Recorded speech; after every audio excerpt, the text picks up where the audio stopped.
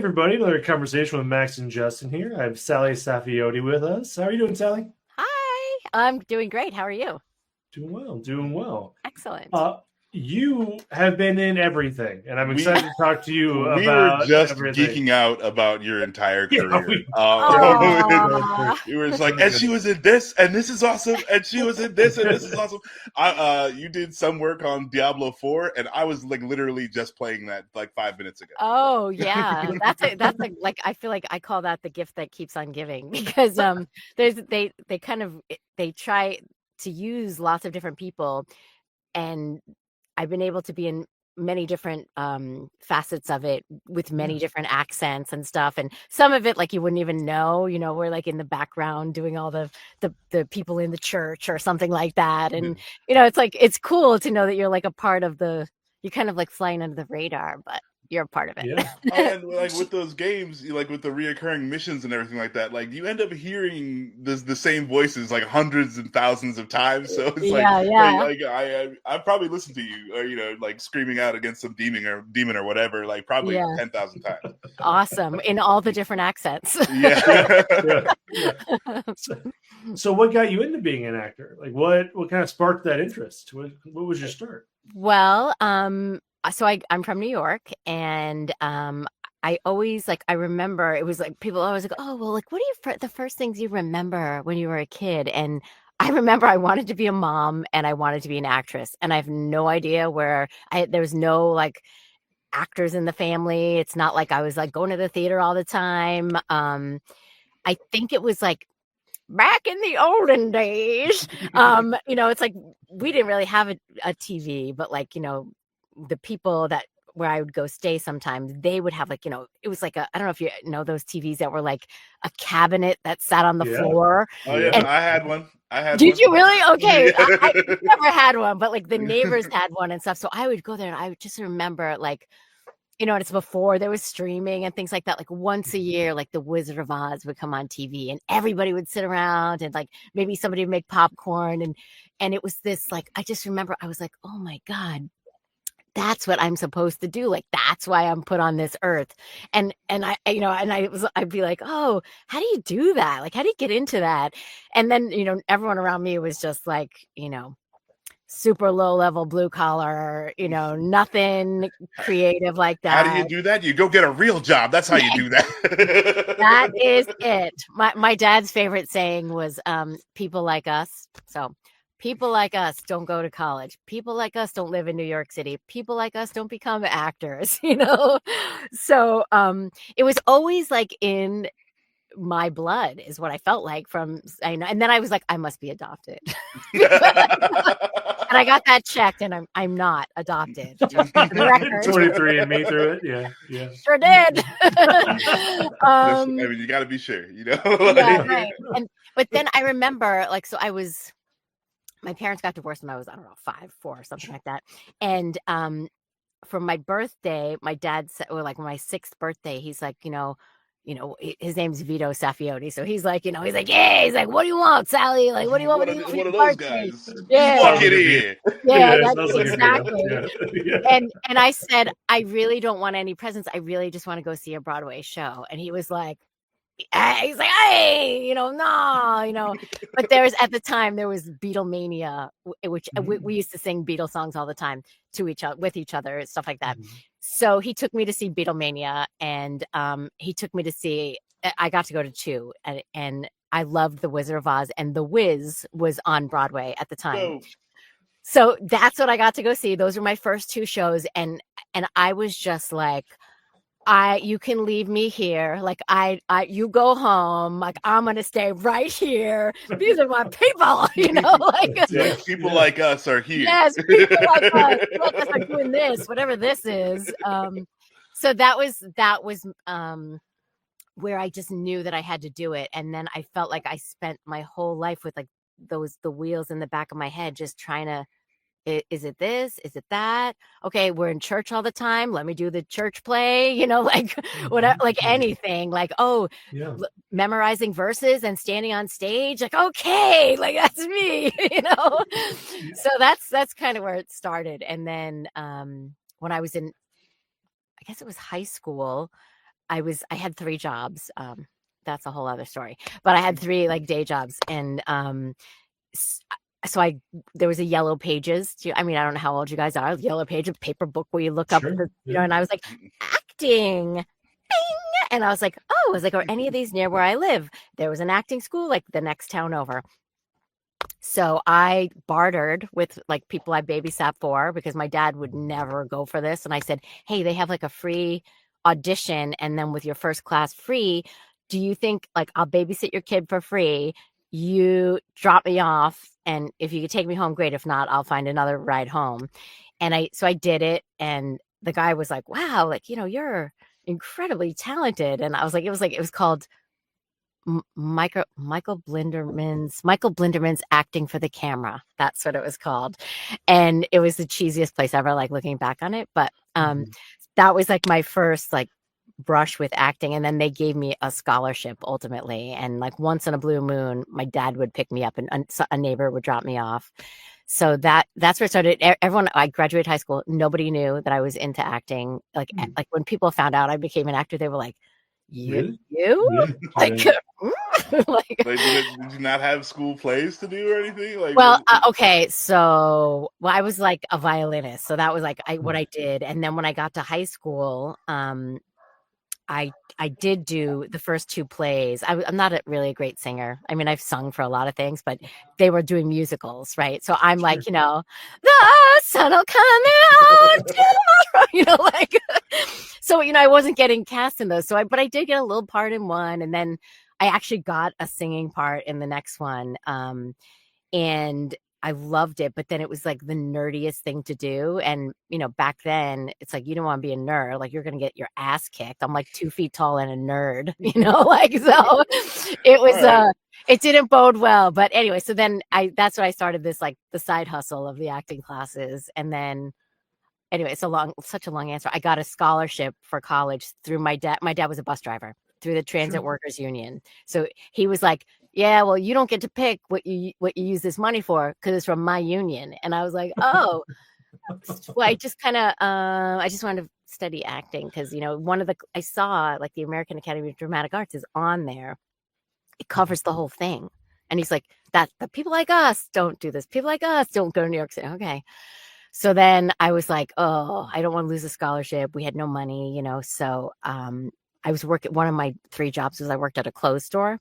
So I was like, all right, well, my friend was going to Parsons. I was like, I'm going to go to FIT, Fashion Institute of Technology, and got in. The scholarship covered it. I was like, and I'm moving into the city. And he said, if you move into the city, you're on your own, like nothing from me. Wow. So 21 credits, like 3+ jobs to pay for everything. And he didn't really talk to me much the first year, but I started a theater company my first year. I started auditioning from Backstage West, and I got all A's, graduated my degree. You're doing it.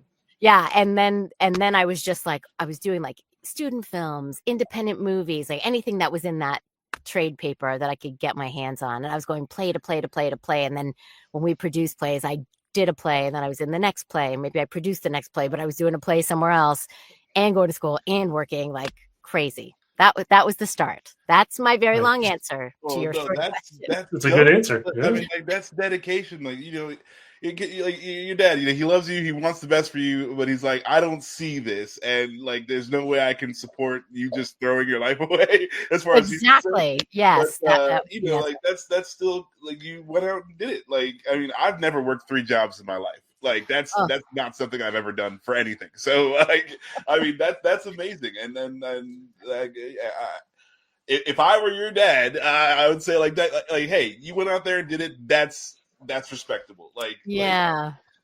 Well, I don't know if that. I mean, forever it was like, are you still doing that acting thing? And I'm like, oh my god, I've been on a bunch of TV shows. Like, I support myself. Like, I mean, I had 3 jobs, like up until, I don't even know, maybe before my son was born. My son just turned 16. So I still had a million jobs. Even if I was making money doing voiceover on camera acting, it was never enough because it's so expensive here, So I always had the jobs until I didn't, and then I was always like, I always had him in the back pocket. I was like, all right, well, if this doesn't work out, like I'm going to organize people's houses and I'm going to project manage their renovation and things like that. Cause I grew up alone with my dad. So I'm super handy.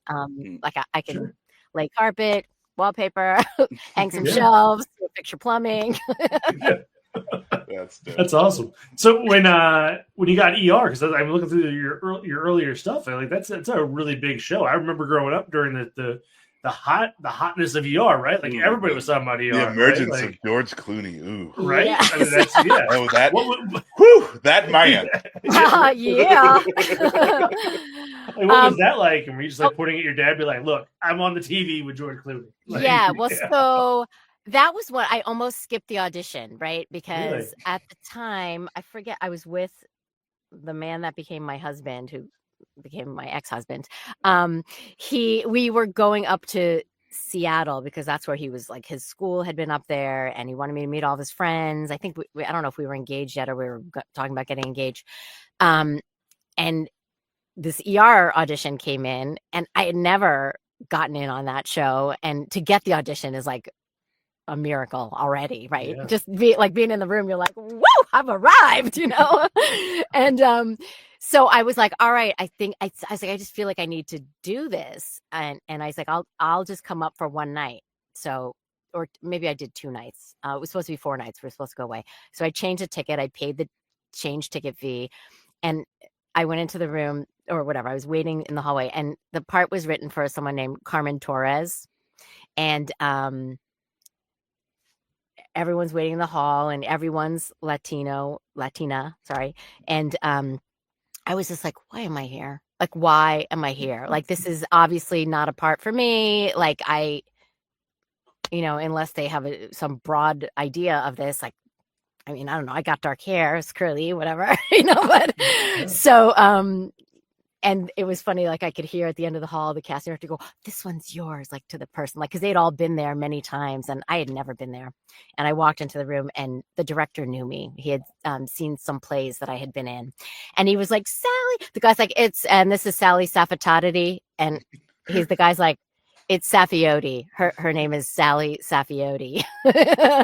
And so I did the audition and then it was like, it was 2 or 3 episodes. I can't remember, but it was great. And it was a good part. And I worked out. I was a nurse that outranked the doctors and got to work with all of them. And it was an incredible experience. That's awesome. That's dope. You did a part in Arcane, which I love. Oh, it's my favorite show too. How was that experience for you? Like, because I don't know, notoriously video game to any other media adaptations have not been good up until Netflix kind of knocked a couple out of the park, Arcane being the first one. Yeah. So how was that experience for you and how did you feel when it took off? Oh, well, okay. So when you're working on it, right, you have no idea that it's going to be this unbelievable, like groundbreaking thing, right? And I remember at one point, the director a few people directed, but my friend Amanda directed a few times when I went in and she was like, you're a part of something really big. And I'm like, really? I was like, oh, and then I was like, well, I don't want to spoiler alert anything, but like, why does it have to happen? What happens? And she was like, oh, just don't even worry about it. She's like, you know how many people want to be on this show? And she's like, and you have like a real part, like, and don't worry about it. And then when it came out, I was like, oh yeah, that show that I worked on is coming out. And then you start seeing like the trailers for it and you're like, oh, I'm on that. And then my teenager, right? He's like, I cannot believe my mother is in this show. Like, he's never proud of me anymore. Like, he's a teenager. And he was like all about it. And then, so he knew more about it than I did. And then we got invited to, it was called Undercity Nights. I don't know if that toured around. It was like an Arcane experience kind of a thing. And they had like this room of like streamers. I mean, hundreds of people. And, we were like VIP and, it was like, and I brought my son, like, they were like, oh, no children are allowed. And I was like, okay, well then I can't go because like I'm a single mom. And at the time, I think he might've been 13 or something for that first one. I was like, I'm just not going to leave him alone. all night, and so they pulled some strings and they were like, all right, you can bring them. And so he got to be the only kid at this, like they had the bar set up and then they had people that were acting out scenes, like real life people acting out the scenes, and they had things hidden in areas, like it was so cool. So then it was like, yeah, when it came out, I was just like, oh wow, like wow, I'm proud to be a part of this thing. And you always hope, oh, maybe things will come from it. Nothing really came from it for me, other than my IMDb number like shot down, I guess, like because you want a low number, like dramatically shot right back up. But but yeah, it's like I'm so excited that I got to be a part of it. And then they sent the little swag, and that's fun too. And we got to go to the wrap party. This time I couldn't go. They had another screening thing. We couldn't go, but we got to go to the wrap party, and that was it's cool. It's cool to be in something that turns out to be really cool, because often you do things and it's just a job and you have no idea. And then you go to like maybe the screening of it and you're like sinking in your chair. You're like, oh my God. And then people are like, why did you choose to be in that thing? And you're like, I auditioned for a thing. I did the thing. You don't know. And then, and then the thing comes out and you don't know if the thing's going to be good or the thing's not going to be good. And you're just happy to work, so you never know. Yeah. That one was like a nice little notch on the bedpost or whatever they say. Yeah. No, that is super. So like you didn't play League of Legends at all, or you said you said, did your son play the game or did he just watch the show when he plays it now? I will tell you, he's all about it now. He's on an esports team for his school where he plays it. Yeah. So it's cool. That's dope. So what led you into becoming like a voice actor? Is it just one of those things where, hey, I did a thing and it turned out pretty well, so I want to keep doing those things? Or no, so I was really, I was like total purist. I just wanted to do theater my whole entire life, but I didn't really want to have 3 jobs my whole entire life. That's a lot. That's a lot. Mama was tired. And then I was like, all right, well, I should do some TV. So I started getting parts, which was great. But it still wasn't like kicking in. I still had all these jobs. And then one of my friends, their dad wrote this movie called Message in a Bottle. I don't know if you know that movie. Was it a Kevin Costner movie? I don't know. Anyway, it was a movie from like quite a while ago. And he invited me to the premiere, and it's like red carpet and all the celebrities, and he's like, oh, you walked the red carpet? I was like, no. I was like, then it makes me feel like a panting dog, like that. I'm like, hire me for your I'm like right here, So I was like, no, until it's like my premiere, I don't want to do that. I feel really weird about it. So I just kind of stayed on the side and was like having a glass of wine, eating some hors d'oeuvres when they came by. And this guy came up to me and like changed the course of my life. And he was like, I was on the Tracy Ullman show, Tracy Takes On. And I played a bunch of different characters. I played her characters because if she had a scene with herself, I'd play one and she'd play one. If she left early, I would like finish out the night with like Gary Oldman and Jeffrey Tambor and like, Bob Costas. I mean, I got to work with all these people when I was really still pretty young. Yeah. And it was the greatest training ground ever. And this guy that was at the premiere happened to be a fan of that show, and he knew all my work. And he was like, like, are you the girl that's on the Tracy Ullman show? Yep, that's me. He's like, I'm a really big fan. Can you do the characters for me? I was like, I'm also from New York and I don't bark on command, but thank you. And anyway, but then I naturally talk when I'm telling a story, and I do whoever's voice, right? So did that guy. So finally, we have like another glass of wine. I'm like, all right, I'll do Chick the Cab Driver. I'll do Linda Granger. I'll do, whatever the people's names are. And so I start doing them, and he's just like on the floor, and he's like, who is the millionaire who represents your voice? And I was like, I'm not a singer. And he's like, no. He's like, I mean, for voiceover. And I was like, what over? I had never even heard of it. I had never thought about it. I was just doing theater and a little TV, a little bit of movies. I didn't know there was a whole other. I knew I didn't want to be in commercials. I was like too much of a purist, which is like stupid me. That was really not a good idea. But anyway, so he was like, "Oh, your life just changed. Give me your number." And I was like, "Dude, if you want to ask me out, just ask me out." And he's like, "I'm married," and I was like, "So what? This is Los Angeles." I was like, And anyway, so I gave him my number, and then I got this huge agency called and took a meeting with me, and they were like, look, they were so snotty. They were like, oh, we'll hip pocket you. And if you land, great. It's like spaghetti on a wall. And if it doesn't, and they were so Hollywood, and I'm so not Hollywood that it was like, okay. And then I was working a bit and not a lot. And then I ran into some random person that knew some video games that I had been in. And he was like, you need to leave right away. You're with the best agency in the United States. You can go anywhere. I said, I don't even have a demo. And he said, doesn't matter. If you're with them, people want to steal you. And then I went to CESD for 13, 14 years, I think. And then I'm with Atlas now since my son was 4. So 12 years. And they kind of like came after me because they were like a fan of my work. And, and I went for it. And it was the best move I ever made in my life because they're so good, and they provide so many opportunities, and they see the whole package. They're just not like square peg, square hole, round peg, round hole. You know what I mean? They're like, oh, well, she's like a hexagon, and she's this, and yeah. So anyway, that's how all of that went down. And talk about that a little bit. What's that like when obviously you can go to one company and they're like, well, hey, you're a circle and we need a square, so that's not going to work, whatever, and don't give you the time of day. What is it like when you find the people who find you, who believe in you? Like how's that for you as an actor? Yeah, well, for Atlas, when I made that move, it was just like I was in the middle of this like horrific divorce, right? My son, he was like, at that point, it was like toward the end of it, right? We got separated when he was 15 months old.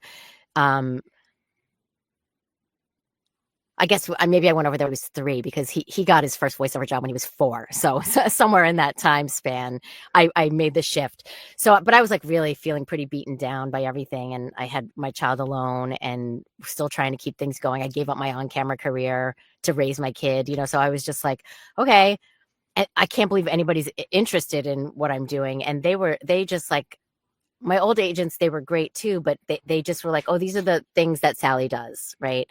And so when these guys were after me, I said, look, I need to be like, and I don't know if I still am, but I was like, I need to be top 5 in every department, top 5 in animation, top 5 in video games, like top 5, everything. I was like, you need to send everything my way, or else I'm not, there's no point in me leaving because these people know me. Like I've been working with them for 13, 14 years. And she was like, we get it, and then I was like, well, I already told them I was re-signing for 3 years. And they were like, well, we'll wait. And then I just couldn't sleep that whole night. And I was just like, I have to back out of signing with them because I need something that felt fresh and alive. And to be seen like that was just like, I swear to God, it was like somebody handing you that oxygen mask, like when you didn't even know you needed it, So it breathed life into my career again in a way that I had never experienced, actually. So great. It's great. Yeah, so it has to feel good when someone's like, okay, 3 years, it's worth it. Like to, you know what I mean? If they're like, hey, we'll wait for you. Well, that's like, all right, well, cool. Yeah. And I was like, me? I was like, I'm so tired. I'm like, I don't have anything exciting to do, but they made me see it again. You know what I mean? Then they reignited all the things that I didn't even realize I was missing because it was pretty stagnant for me at the other one, even though I worked a bit. Then they were just throwing me. I mean, it was like at the time it was paper copyright. So it was like stacks of stuff. And the other ones I'd be at like 1 or 2 a day if I was lucky, And then this was just like 36 auditions. And I was like, oh my gosh. And it's like, it felt so good, like from my creative soul too, that just I want to be all those things. I want to be I want to. It's like going to the gym and working all the muscles. You know, it was. I mean, like I'm still just scrolling through your IMDb, and like I have not come to the end of it. And I'm like, I'm trying, I'm trying to be here in this interview, and I'm still like trying to find different. And I'm like, oh wow, she was in Fire Emblem. She's in like it's absolutely insane. Like you're saying, like you get a stack of 36 auditions. What's that like if you're like a star commander one day and like a school chef the next day or something? Like how does that work for you? Well, I feel like my whole entire life, like so now you know a little bit about my childhood, right? So I used to have to sometimes go to work with my dad and ride that bus in Jamaica, Queens, and so all day long you're just observing people, right? And most of the people that were riding the bus were like really poor immigrants trying to get into the city usually. And that was like the first of many buses that they would take to get to their jobs. Right. And so you're talking like every nationality, ethnicity, like everything. And I would just be by myself, like with my Mad Libs and my teddy bear. And I'd be like, so I would just like talk to these people, or I would just listen to them talk. And I'd be like, I think I was like recording everybody's voices. Right. So I feel like I have all these like files in my head. And when someone gives you that shot to like dig deep into your files, it's like, it's energizing is what it is. And it's exciting. And then it makes you be even more creative and expand more, because like you got that first breath of oxygen and now you're like, whoa, oh my God, like I'm ready for the marathon, and it was great because maybe had it happened sooner, I wouldn't have been ready for it. Because at that point I was like confident enough. Like, I'm like, oh, I'm pretty good at this. Like I had done a bunch of like video games where I worked for like 2 years straight on something. Right. So I was like, oh, I can sustain an accent. Like I can, I know I'm a good actor because I'm a theater actor. Like, so I feel like I had all the pieces and it let all those pieces come together and form the complete puzzle, for me. That is too cool. I'm just gonna keep scrolling. I'm just gonna see if I can get to the end. Okay, no, I hit the end now. It's Hitman 2. Oh my goodness! Do you remember doing Hitman 2? Was that fun for you? Yes. Isn't that Francesca De Santis? Is that with that? Because I did. No, civilian female. She might have been. Well, because I did a couple of Hitmen and I don't remember which number I played. Francesca De Santis, but that's where I met the director. Is on that whatever that first one was, and then he was like, "There's this part in the next Hitman, and it's so you." I mean, because I'm Italian, right? And when I was little, I spoke Italian, and he was like, "They want this really subtle, but they want it to be totally authentic, And so that, and I loved Jamie. His name's Jamie Mortellaro. He's a good friend of mine, and we worked on that a ton of sessions too. So it's fun. Like, and it's like going back to my roots, Yeah. And not just like the soprano kind of roots, the like real, like, the wise guy. Yeah. And we're actually from Italy. Like my grandpa lived with us when I was little and he only spoke Italian, so it was super cool, and then like, it was great because I've met so many people over the years and they're like, oh my God, I killed you like 50 times. And I'm like, oh,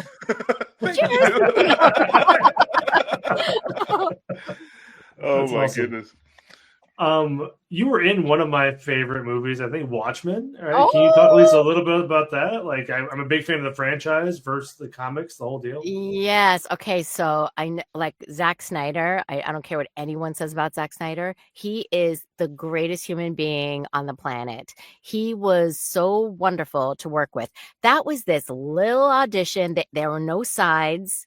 My agents don't really get me big movie auditions because they're kind of a small little agency, and I love those ladies too. They like see me, like they should have dropped me 1,000 years ago because I don't really make them any money. But they believe in me, and they're nice people, and they're not slick Hollywood people. So I get this audition. I don't know what the Watchmen is. I don't know anything about it. I go to the audition at Warner Brothers, and it's basically like you go into a room and there's like a casting director and an assistant and there's a camera on you. She's like, we just want to talk. And I was like, okay, and obviously I'm a talker, right? Yep. So she asks like one little thing and I'm like, oh my God, blah, blah, blah, blah. And I'm just going on and I'm like, do you know what I mean? Like when someone's like, blah, blah, blah, and then you're like, and she's just like, tell me more. Like, tell me more. You know? And her name's Christy Carlson, and I did the audition, and they were like, she was like, "Do you know who Annie Leibovitz is?" And I said, "I met her before." I said she photographed my friend's album cover, so I was there the day that she photographed her album cover. So I've met her, and she was a little grouchy. I was like, yeah, but I know exactly who she is. I said her photos are like amazing, and she's like, cool. And I said, I'm like way too short to play her. I was like, I don't look anything like her. And she's like, yeah, well, whatever. It's really nice to meet you. I was like, I walked out of there and I was just like, oh wow, how nice. That casting director is so sweet. It was like months. I mean, I want to say 6 months later that I get an email from my agent, and she's like, offer, Annie Leibovitz, The Watchmen, 1 week commitment in Vancouver, and I'm just like, I had never been at that point, like, I'd flown places to be a local hire myself, but like flying you first class and putting you up at the Sutton Place Hotel, and you've got a driver. And I was like, oh, hi, welcome to Hollywood. So then like I got up there and I was really intimidated because that was a big movie. For that movie, they spent a lot of money on that wig that I wore in that movie, like more than I got paid. And I kept having to go, for real. This guy is apparently like maybe the #1 wig maker in Hollywood, whoever made it. I forget what his name is because it was a long time ago. But I had to go, and I was like, don't they just want to pay me to dye my own hair? Put some extensions in there? Like, I'll take that money, But no, they paid a lot of money for that wig. They had talked about like getting a chin and a nose. And I was just like, why don't you just hire somebody that looks like her? But okay. And she's like, really tall, and I'm really short. So it just was like, I guess like Zach had seen it, and he was like, I totally like her. Like that's good energy for the set, and he was like, he couldn't wait to meet me like in person on the set. Thank God I didn't know that he was like some major dude. We were like best buddies. I mean, he felt like my big brother. He's, sides, like when they're like, they give you mini sides when you're on a set, and everyone's working off these mini sides that have everyone's lines on it, describe the scene. People are writing notes on it, things. He is really into football, so he wears like those football player things. Like the quarterback, like the little cheat sheet, yeah. He would have like the side over there and the other side over there, and then he'd like throw out that page, and then there's the next side, and then the next side, and we were just like teasing each other, like it was just like brother sister. I didn't even know what was happening. I had all these days off. I was like alone up there. I was in this horrific marriage that was falling apart back home. I was just like, like crazy.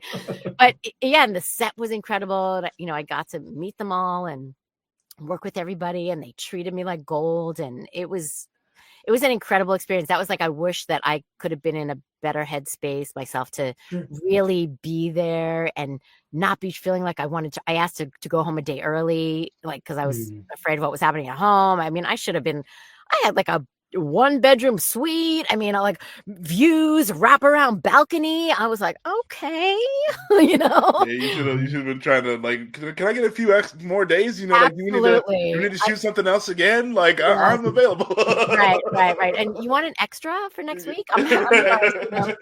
So yeah, but it was an incredible experience. And then like Zach ended up hiring me multiple times. Like I was in the Black Freighter, which was the animated part of The Watchmen.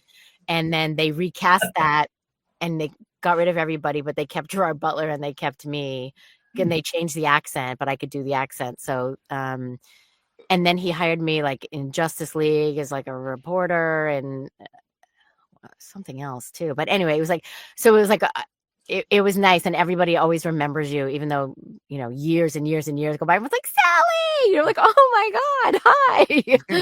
So it's been a minute since I've worked, for him. So hopefully, Zach, I'm right here. He's got deals with Netflix. He's definitely working.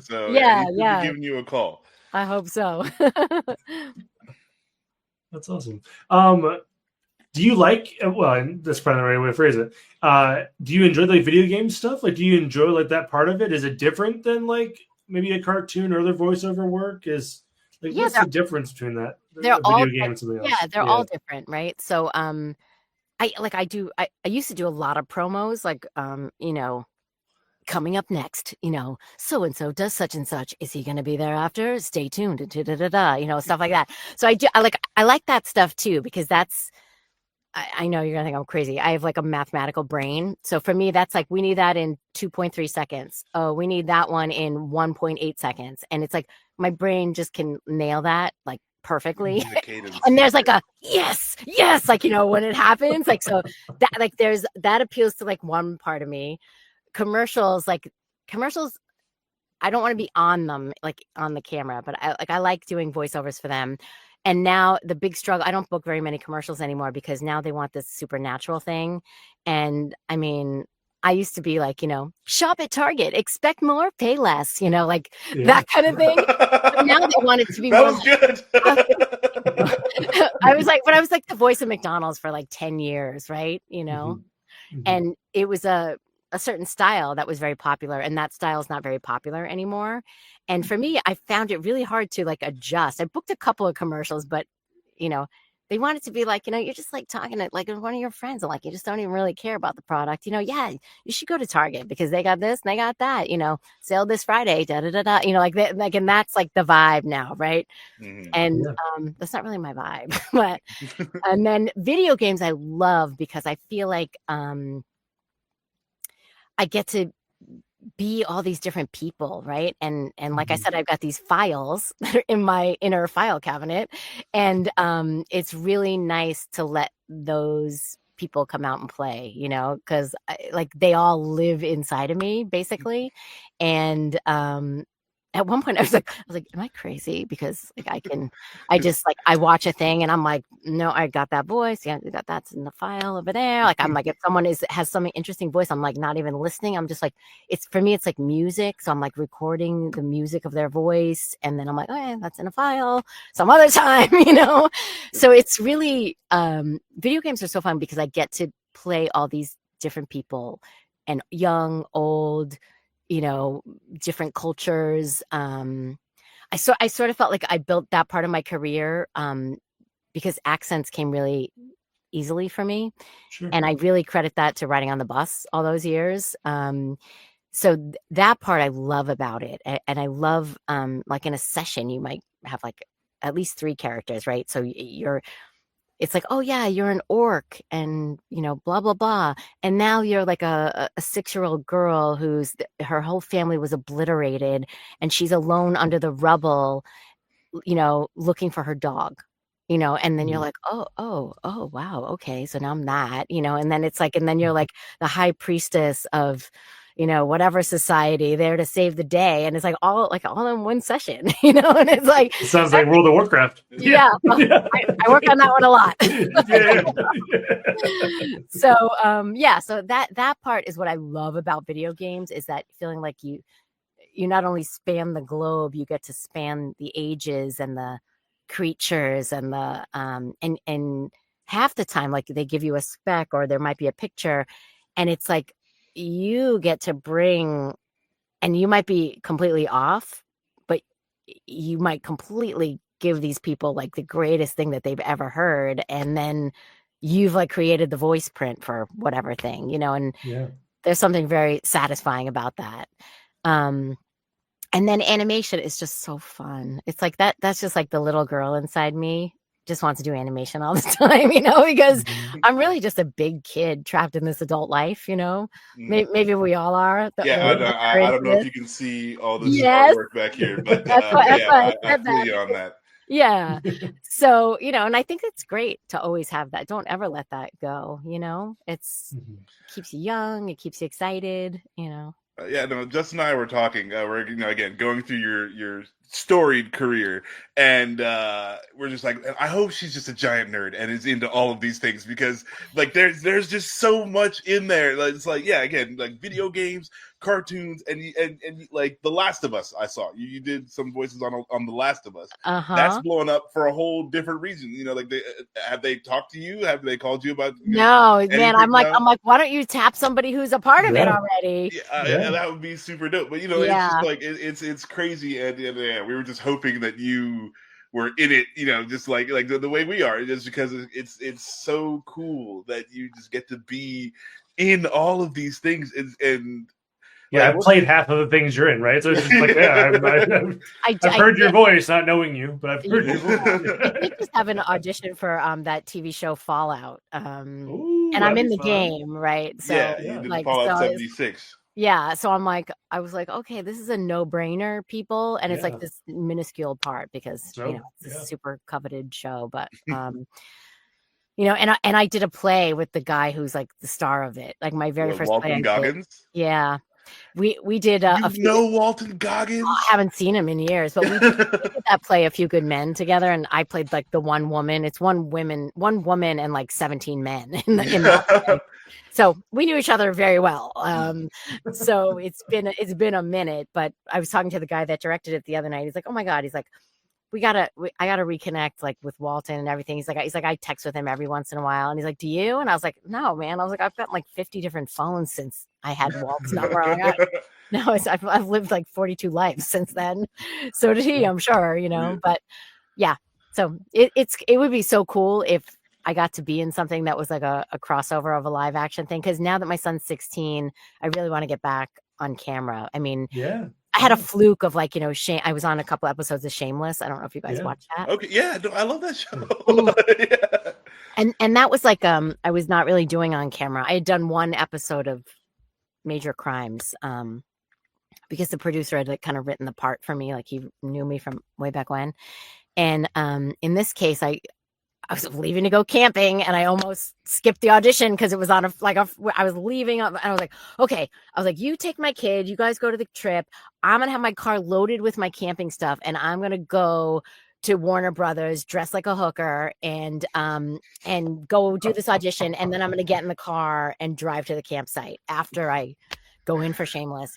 And my first episode was directed by Bill Macy. My scenes were with Bill Macy, and I got there early. I was like the first one on the list. Like as far as like they were already seeing some other people for other parts.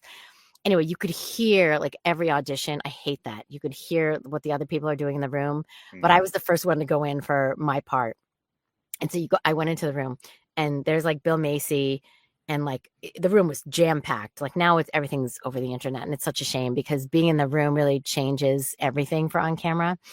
And, he had a file on me and he said, you came in to audition for me the other time I directed an episode and I always wanted to have you back in here. So we thought of calling you in. And I was just like, oh, that is the nicest thing. Like, and he said all these wonderful things. And so he said, do you have any questions? And I said, no, I said, I'm just going to do my thing. And then if, obviously I'm open to feedback. So I do like the, whatever, 2-3 scenes it was. And then everyone was like rolling on the floor laughing. And then he's just like frantically running. He's like, okay, I have notes. Okay, I want you to do it again. And I want you to like pull it back. And I want it to be like, this is like every day for this girl. This is not a big thing. She's not like making a big scene when she comes in. Just make it like it's every day. She does this every freaking day. So he's like, and he's about to, I said, okay, that's enough. I said, I got it. And so I do it again. And then, I was like, gotta go camping. Thank you so much for thinking of me. You're the best. And I had on like short shorts and like a wife beater with like a hot pink bra underneath it because I was like just trying to give the idea of it and these high heels and I like slipped those off, put on my flip-flops, went to my camping trip, and then I found out whatever on Tuesday, I guess it was, that I had booked the part and it was like the greatest experience of my life. Yeah. It was like he was a complete collaborator. Like he's an actor's director and there was no ego involved. Like he's asking my opinion about things. Like it was epic. So that was the last time I got to act on camera. William H. Macy like in Shameless. So like he goes from like picking himself up off the floor in a drunken stupor to be like, can we try that again with more of this or that? Like what's that like? It was pretty cool. I don't know how raunchy do you get on this? As raunchy as you want. Okay. So my first episode, Bill Macy cannot get a hard on, right? So he's like sitting at the bar with his guys. They're watching all this porn, and he's just like, it's not working. Like, it's not working. And then I walk in, and I come in, I take a shot, I like spit, whatever. Like, I take off my underwear, there was not enough lines. Like, I was supposed to like change underwear. They wanted me to like have this bucket, this water and this bucket. And he's like, okay, Salli, how do you feel? I mean, and you're on a set. They don't use sides on that set. It's the first set I'd ever been on so there's nothing for you to reference. There's nothing like, they're like, you better be prepared like a theater actor. And I'm like, oh, I got that. Like, I know how to do that. And so he's like, how do you feel about all the business I have you doing? And I was like, it's my first time on the set. It's a really high energy, serious pressure set. And I was like, well, I said, are you asking me my opinion? I said, are you asking me if I can make it work? I said, are you asking me what I really think about the scene? I said, because I have two different answers. And he's like, no. He's like, I'm asking you that one. I said, okay, I'm from New York, so I'm like a total straight shooter. So just take it for what it's worth. I don't know. I just got here. I said, I think you have too much business. I said, I don't know why this girl's drinking water if she does this every day. Why would she be spitting that big bucket? It seems like a sight gag. I said, and there's not enough lines to cover her taking off her underwear and putting on underwear. And frankly, I just tried to do it in my dressing room and I almost broke my ankle, and I'm not willing to break my ankle for this show. So I can slowly take my underwear off and like put it in my bag. But there is no way, unless you write some more lines, that I'm putting on some underwear because I'm probably going to fall over. I said, that's the truth. And so I was like, all right, strike the water, strike the bucket. Like, no director ever asks you as a guest star your opinion. What do you think is best? And he was like, absolutely right. He's like, that was perfect, right? So then whatever, how we totally hit it off. I mean, totally hit it off. And then the next scene that we shot is because we end up doing a deal that we're gonna, even though I'm off duty, he said, I'll pay you double. So the next day, we're shooting, like a few days later, we're shooting the part where we're out in an alley, and it starts with me giving him a blowjob, right? And so it's a closed set because it's like a sexual scene, and it's like, so everyone has to be quiet. No one's allowed to talk. Like it's like dead silence, and everyone's uncomfortable, right? And I'm uncomfortable, right? Because I'm the one who has to do the deed, right? And I'm like, how does this work? Like, I don't even know how. And he's Bill Macy, So anyway, so he comes up. He's like, hey, Salli, great to see you. Okay, I want to go over what I'm thinking here. And I just want to let you know, you are in charge. I know I'm the director, but you are in charge. You want to say cut? You say cut. You don't like something?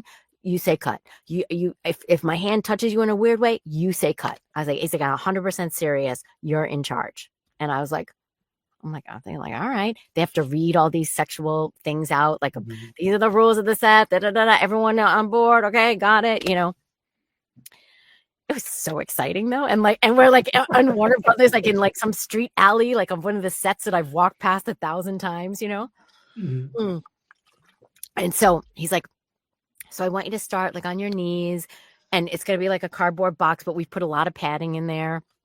And I was like, okay. He's like, I'm going to be up against this wall, and maybe you start like with your hand on my chest, and don't worry, we're going to make it look good. And I'm going to have on these skin color, thing like covering the front of me.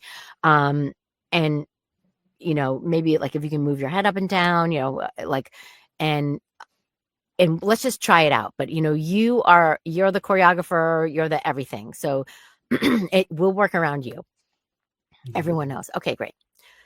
And I'm thinking like, oh my God, I can't even believe this is about to happen. And so I got my hand on, and I'm like, I don't want to do anything wrong. Cause I also was in a show a long time ago, and like, it was a mafia show, and like I had to like, you know, be like this guy's like hot young girlfriend, and like I was kind of like squeezing his leg. He's like, stop touching my leg, like the actor. Like I was like, oh my, like I was nowhere near his. I was like, wow, okay, so I'll keep my hands. No means like, no. I was just like, oh, tell me what to do then. I mean, I don't know. I'm like playing your girlfriend, your bimbo for the night. I mean, don't touch me. Like, anyway, so I was a little like nervous about it, and so I had my hand on his chest, and I said, I'm gonna just kind of be going like this. I said, you know, I won't touch you or anything like that, but I said I'm just gonna be like so. She's like, there's like movement. And he's like, okay. He's like, I don't think we need that. But, and I was like, well, why don't we look at it both ways and you see what looks better? And he said, okay, great. So we do it both ways. He goes back to Video Village because he's the director. He looks at it, he's like 100% right. Okay, let's go with that. And at the end of the scene, because he still can't get it up, he's hysterical crying. Right. And, like comically sorrow. Right. And I'm like, hey, whoa, it's okay. So now the prostitute is like trying to take care of the John, you know, and it's like, you know, it's one of those shameless scenes. And so he says we do it a whole bunch of times. It's going great. You know, at one point, like one of the flaps on one of the lights like flipped. And so we had to hold, and everyone's like, hold.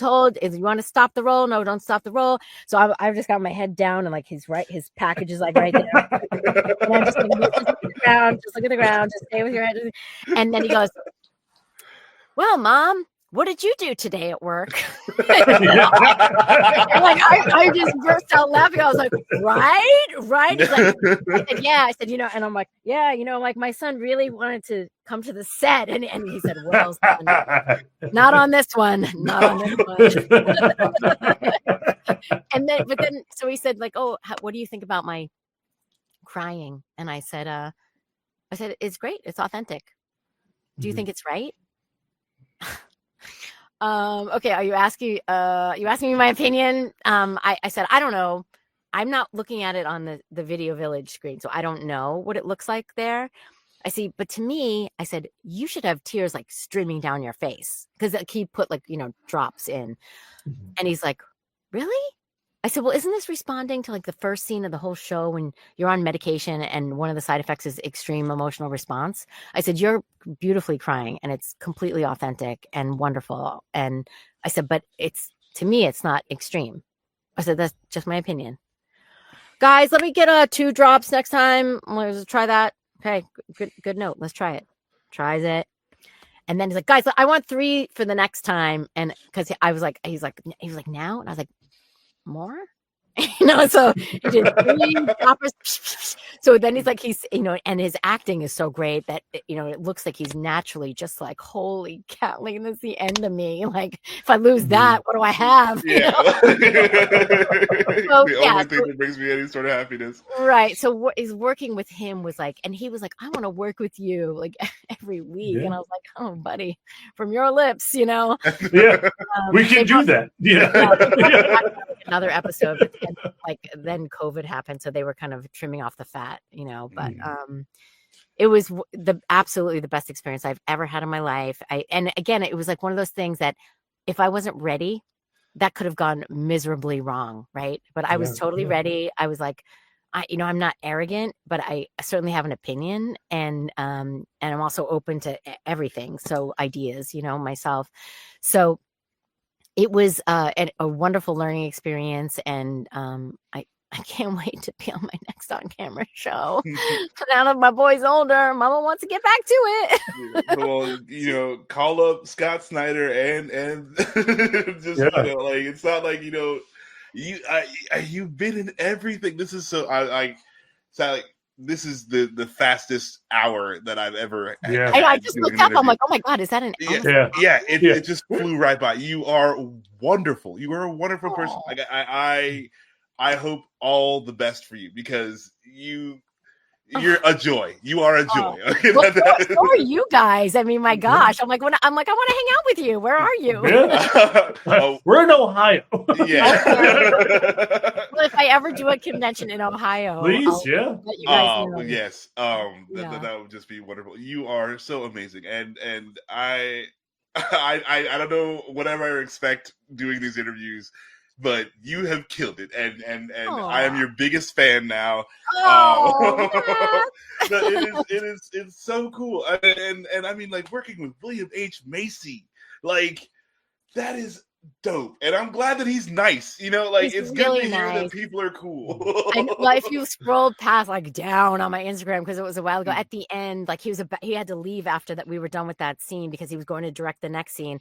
I was like, Bill. I was like, if this is not cool, just say no. I said, I want to take a picture with you. I said, because I really want to show my son. And he's like, oh my God. And he hands, like, the executive producer my phone, and he, like, scoops me up into his arms and gives me, like, the biggest, like, gave me a kiss, and he, like, we got the cutest little picture from it, you know. So I have that for my little. That's awesome. That's awesome. It was nice. It was nice. So to call back to it being an hour, do you have anything you want to promote? Anything you really want to talk about? So I never know what I can't remember what I'm allowed to talk about. I'm in a new animated show that's coming out this year, and I'm in a bunch of episodes, and I play a really cool villain, and I'm really excited about it. Okay, I'm sorry. I love villains. I am all about villains because I feel like a good villain makes a hero. Heroes are a dime a dozen and can be so lame unless they have a good villain. So what's that like for you? Do you enjoy playing villains more? I do, because I'm a super nice person, and, like, I really, like, I'm a giver, and I'm always, like, trying to make it someone's day, like, you know, and to get to play this, like, horrific person that is just. It feels so good. It's like, 'cause we all have the dark side, right? Yeah, I mean, we know Star Wars, yeah, you know? So that's in all of us. So it's fun to let that one come out and play, and then lock it back up, you know. Yeah, no, that's a safe place to get that out of your system. You know, it's like no one's actually getting hurt. You're not actually, like, being this extreme, like, mean person. You know, so it's like, yeah, like, hey, get all of that out of your system while, you know, you're getting paid for it. And then, yes. Well, I mean, I do know that. What time is it? I think it comes out tonight at 9. It's about to be happening then. Yeah. Monster Hunter is. I'm in Monster Hunter. That's the new one that's coming out. Oh, dope! Yeah, is that cool? It was cool. I'm playing like an elder, you know, so that's always fun. Yeah. So that's the one. I know it comes out tonight, so I think we're good on that one. All right, that's awesome. Yeah. And then, like, on a side note, I will just say that I did book a pilot for Nickelodeon, an animation pilot, and like, we're just waiting to find out if it gets picked up, and if it does, it's a biggie, and it's Well, then please come back on our show once you book it. Is it Airbender? Is it Airbender? No, it is not. I can tell you that it is not. Okay. I was about to nerd out for. I will. I mean, I would love a piece of that, because I'm all about that. That was so good. I watched that with my son. I loved it. Oh yeah. I'm a giant Airbender fan. So man, me too. You know, when I go to the conventions, like, with my little table and my little things that, you know, I've done, it's like, and then, like, there's all the Airbender people there, and they've got, like, lines around the thing, and I'm just like, oh yeah. And I'm like, oh, hey, you know, yeah, right. And they're my friends, right? It's fun. It's fun. Well, I think you guys are pretty awesome too. Thanks. Yeah, I don't know. Just very nice. Yeah, that's right. That is so dope. I hope you get all the things. I hope we just see you everywhere, because you are amazing and awesome. You deserve it. You too. You guys too. Thank you. Do you have any socials you want to promote? Sorry, Max. Oh yeah, well, I don't do Twitter. I really only do Instagram, and I have, mine is my name, Salli Saffioti actress. I have the other one is my private one. I just post kid pictures. Like, so it's like SALLI SAFFIOTI ACTRESS is that's really where I do everything. And I mean, like, people, you can message me, I write back and stuff like that. Awesome. All right. Well, catch Salli on Monster Hunter coming out tonight. Or I guess when we We'll post it. Won't be tonight. Coming Coming out. Yeah. It already came out. Catch up if you haven't seen it yet. Comes out on the 28th, so whatever day it posts. Yeah. If you haven't seen it, then go watch it because Sally's awesome, and we need to see more of her everywhere. So, thanks, Sally, thank you so much for coming on. You are wonderful, and I love you. You're just amazing. Back at you guys. All right. Thanks, everybody. All right. Thanks, guys. Bye.